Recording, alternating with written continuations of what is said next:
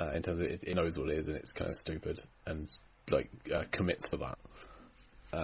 I've had it with these MF in Snakes and this MF in Plane is a really dumb line, but it knows it and it's iconic. Yeah, it gets it though. It nails it. It walks that line perfectly. But this one, it's just, I don't know. Yeah. Okay. Well, I think we both wanted it. Yeah, we did, and we can say it till the cows come home, but I don't think it's going to change anything. You know what you need to do? You need to do an episode where you and Mark and another guest make your own shark movie. Like you pull from hey, we're going to redo Shark Night and this is how we can improve it. This is how we can, but I mean create your own thing because you guys have seen loads of them now. You know the good, you know the bad, you know what you could do to make your own Cabin in the Woods but with sharks and literally call it Cabin in the Woods but with sharks. Well, one of the initial titles that the film was almost released as was Untitled Shark Thriller 3D. That was almost the name of the film, which feels more like a parody. Well, when that happens, why even bother at that point? If you're truly going into it with that, and it's going to be a PG-13, you know what I mean? If you're going to go for it, if you're really going to do that, crank it up to an R and just be super gratuitous. Yeah, but I feel like calling it Untitled Shark Thriller 3D, you go in knowing, okay, this is not just another shark movie. This is going to be a rip-off of all the previous shark movies. Mm-hmm. This is going to be like a Sharknado, but less camp, perhaps. Or more hard, but less camp. Yeah, just as knowing as a Sharknado film, but just with a plot that makes some kind of sense. I don't know. I don't hate the scary movie films or the not another movies. They're generally fine. A good film. Yeah, I mean they are what they are. So, not another shark movie. This could have been that, which I feel would have been better than what we got. Because what we got was just another shark movie. Yeah. It doesn't do anything different than we've seen before. And it's just boring, and it sucks because it doesn't have to be. It's a shark movie, right? It should be. I don't know. Yeah. Okay. So one of the things I've been doing is finding comparisons between the film we talk about and Deep Blue Sea, or the Deep Blue Sea franchise, and I actually found quite a few. I was surprised by how many. So we've mentioned Walt Conti, and we've mentioned David R. Ellis, who both worked on Deep Blue Sea. I haven't scoured the rest of the credits, but I'd imagine there's probably a few other people with those two are in there. When they're taking the boat to the island, there's some people dancing on the boat, as happens in Deep Blue Sea. There's some extras dancing on the boat. So good for them. One of the female characters is forced to strip down to a bikini. I feel that's what happened on the set of Deep Blue Sea. The first injury that happens to somebody is they get an arm bitten off. How's the Deep Blue Sea? Jim gets his arm bitten off. And things go awry when the rescue mission to take that person to safety fails and ends with a giant explosion. Helicopter in that case, boat in this case. So good. When Nick goes to save Malik's arm, the ladder is taken out from him as he gets up onto the dock, similar to when Susan, the rung falls down when she tries to climb out at the end of Deep Blue Sea. It's a stretch, but I'm not going to allow it. When you have Sarah and Nick are having their conversation about they're having a heartfelt character development through a morbid story of her running over Dennis, kind of similar to Russell's monologue before he gets eaten, Sam Jackson's monologue. Okay. There's not a mirror to it, but it's close, I'd say. They mentioned there's bull sharks in the lake, so there's bull sharks in the rest of the franchise. Deep Blue Sea. No, they don't mention any mako sharks, which I think they said there's 300 and something odd species of shark. But the Dennis and Red have seen 46. So actually, they do kind of hint at how the sharks got into the lake. One question: are there saltwater lakes in America? Is that a thing? Yeah, I don't see why not. I mean, I don't see why it couldn't be. Okay, not something I've looked into, so I would just assume that it's fine. But they say maybe the sharks got in there through a hurricane or a flood season, where they just swim over the road. But then which is possible. Yes, absolutely. I don't think you'd get quite this many sharks in there. That'd be pretty extreme circumstances. But when Gordon and Beth are on the boat with Dennis and Red, And they're saying like, "There's a shark in there," and the Dennis are like, "Well, who do you think put it there?" So did they go out and collect sharks and bring them to the lake? How? I want to see that. Yeah. Yeah. I mean, I think people from Shark Week would want to see that in addition to. Yeah. So there's a line that Dennis has when talking about the cookie cutter sharks that their normal diet is nothing but skin and blubber and flesh. His delivery reminded me of Dr. Jim's line of a time of flesh and teeth in Deep Blue Sea, one of my favourite lines from that film. So also they were talking about the cookie cutter sharks. They eat their own teeth for calcium. That's awful. Yeah.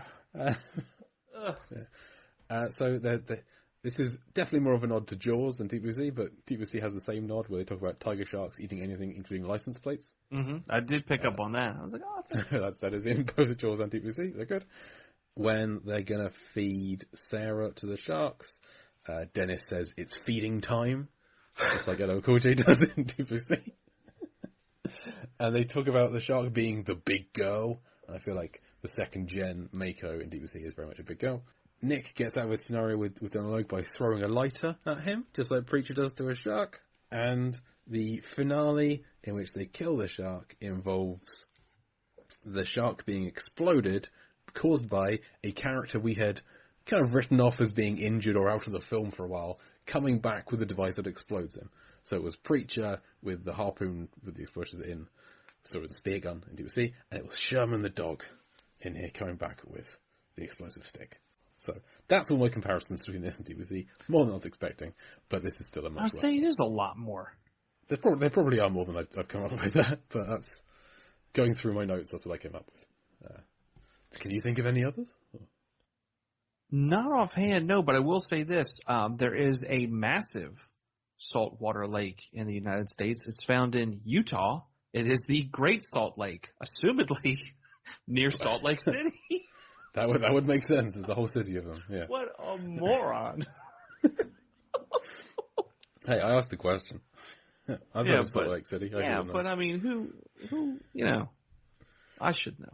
And in terms of how deep and blue this film is, oh yes, this I want to know. Not very. It mostly takes place on the surface or on land, a little bit underwater, mainly towards the end when they get in the shark tank. So I worked out it's about 0.3, about a foot up in the air on average.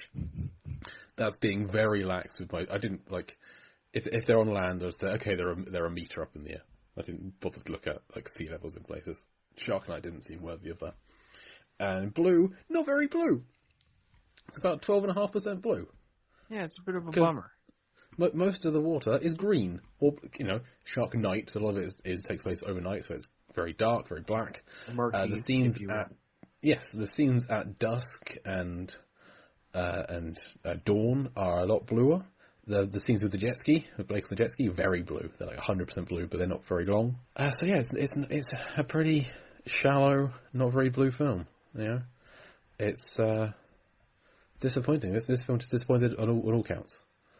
It's I think it's the second least blue. Deep Rising was it was less blue than this one. That was a little bit deeper. Mm-hmm. This is what the listeners want. This is the content they come here for. That's Shark Night. If I were you, I wouldn't watch it at all. Yeah, I mean I own it, but I ain't gonna watch it again. That's me done with Shark Night.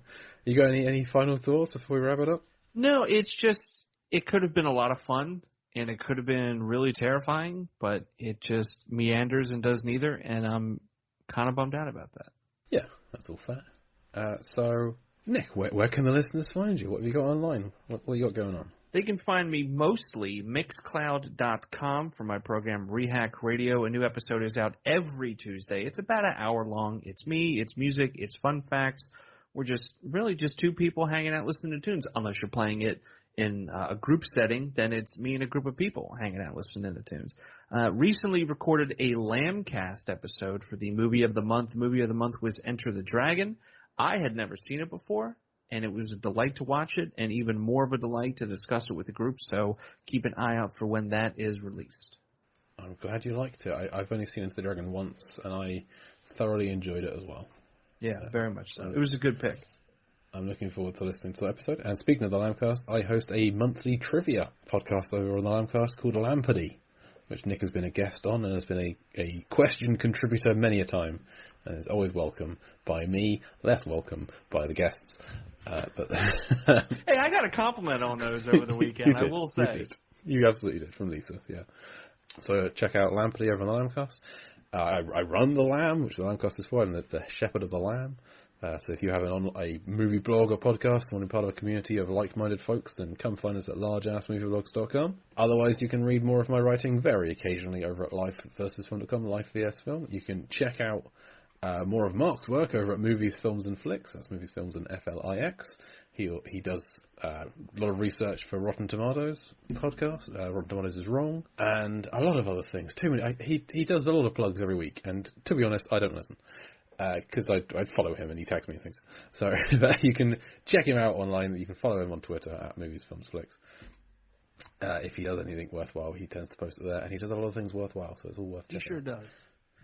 But as for Shark Night, thank you and apologies to Nick Rehack for joining me to talk about it. Thank you and you're welcome. And accepted. Good. Future films that we talk about, gonna try and find more positive things, but also the guests on them are generally ones who picked that film to talk about and haven't had it thrust upon them. Because literally no one picked Shark Night. I presented it to a lot of people, and everyone just kind of kept on going through that list without picking Shark Night. And so I thought, hey, I want to talk to Nick. I know someone that'll say yes. I know someone who's probably not busy. And here we are. Next week, the schedule is a little bit up in the air, so there probably isn't going to be a show next week. I will try and get something out, but it's going to be tight given my schedule for the next few days. So if there isn't anything in your feed next week, check our social media. You can follow the podcast at Deep Blue Sea Pod on Facebook, Twitter, and Instagram. We'll put something up there if there's not going to be anything. And then the week after that, I don't know. We haven't planned that far ahead. I say we, it's just me at this point. I haven't planned that far ahead.